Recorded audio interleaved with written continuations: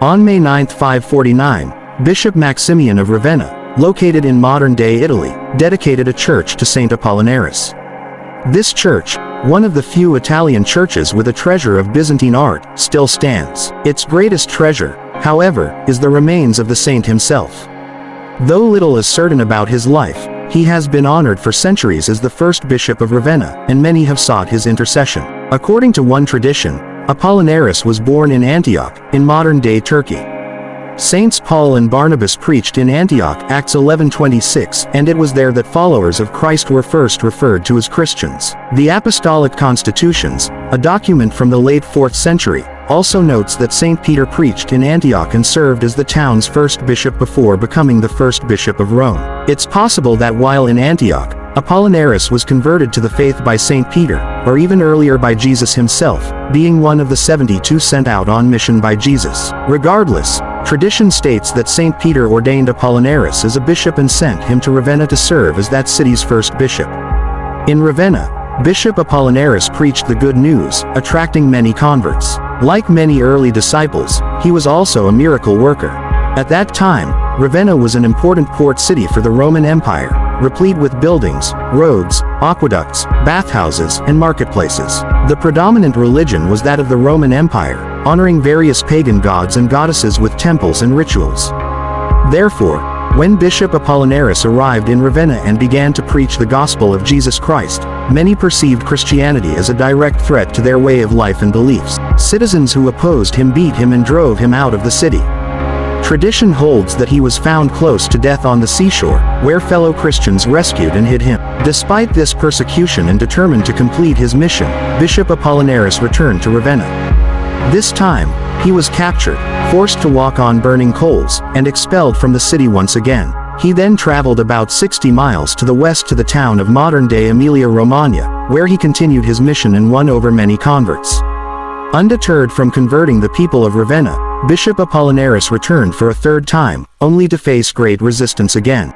This time, it is said that he was cut with knives and had scalding water poured on his wounds. After his persistent preaching of the gospel, his abusers silenced him by beating his mouth with rocks. After several days chained in a dungeon, he was not only ejected from the city again but also placed on a ship to Greece, effectively ridding the citizens of Ravenna of him. In Greece, Bishop Apollinaris continued his ministry of preaching and performing miracles. However, after winning over many converts, the local pagan priests complained that his presence was disrupting their communication with the gods and goddesses through their oracle. As a result, Bishop Apollinaris was placed on a ship and returned to Ravenna. By the time Bishop Apollinaris returned to Ravenna, Vespasian was the Roman emperor. While Emperor Vespasian did not engage in an empire-wide persecution of Christians, he was aware of the complaints against them. Legend has it that to address these new pagans, who were called Christians, Vespasian ordered the exile of certain Christians, including Bishop Apollinaris. After being dragged out of the city a fourth time, Apollinaris was beaten in Classis, just south of Ravenna, and again left for dead.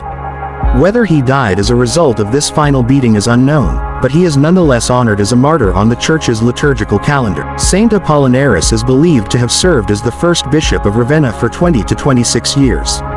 Other historical evidence from the 7th century suggests that he may have actually lived a century later, dying during the persecution of Emperor Septimius Severus in the late 2nd century. Though reliable data falls short in determining the historical accuracy of the legends attributed to Saint Apollinaris, the fact of his veneration has been well known at least since the 6th century, when the aforementioned basilica in Ravenna was first dedicated. Popes in the 6th and 7th centuries encouraged his veneration. Other churches were built in his honor in Rome, Bologna, France, and Germany. Today, his intercession is still sought, and his relics are revered in the Basilica of Sant'Apollinare Nuovo, Ravenna. As we honor this early bishop of the church, consider the fact that his work of sharing the gospel continues to have an effect upon many people. First, the converts he made helped spread the gospel in the early church, and the church is what it is today because of such heroic saints. Second, his witness to the gospel continues to inspire many who hear his story and become inspired by his life. As you seek his intercession today, commit to following his example. When you face opposition to the gospel or hostility from the modern secular world towards your faith, stand strong and strive to remain strong in the faith, bearing witness in every way you are called.